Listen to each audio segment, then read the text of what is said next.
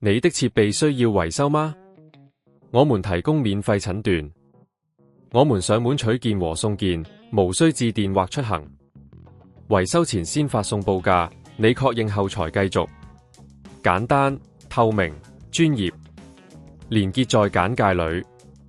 今天我們將為大家介紹如何為你的戴森 V8 吸塵器更換兼容電池。隨着時間的推移，吸塵器的電池可能會出現耗損，這時更換電池就成為了必要的步驟。這個過程其實並不複雜，跟着我們的步驟來就可以輕鬆搞定。反斜線 N 第一步，準備工具。你將需要一個螺絲刀，還有一個兼容的戴森 V8 電池。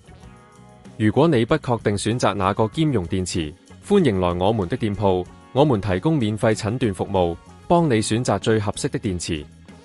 反斜線 N 第二步，拆卸舊電池。在吸塵器底部，你會見到幾個螺絲，用螺絲刀小心地拆下這些螺絲，然後輕輕拉開電池蓋。注意要小心，不要損壞內部的連接線。反斜線 N 第三步，取出舊電池。將舊電池從插槽中取出，然後檢查連接是否有灰塵或污垢。如果有的話，建議使用乾淨的布輕輕擦拭。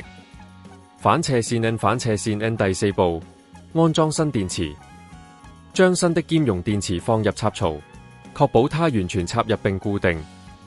這個步驟非常重要，因為不正確的安裝可能會影響吸塵器的運作。反斜線 N 第五步，重新裝上電池蓋。將電池蓋放回原位，並用之前拆下的螺絲固定好。如果你對自己安裝的效果有疑慮，可以考慮我們的上門取件服務，我們會派專業技術人員來幫你檢查。反斜線 N 第六步，測試吸塵器。將吸塵器接通，檢查是否正常運作。你應該會感受到強勁的吸力，這表示新電池已經成功安裝。反斜線 N 如果在過程中遇到任何問題，或者不想自己動手，我們也提供維修前報價服務，讓你能夠清楚了解維修的費用。反斜線 N 現在，你已經完成了戴森 V8 吸塵器的電池更換，延長了它的使用壽命。希望這些步驟能幫到你。你的設備需要維修嗎？我們提供免費診斷。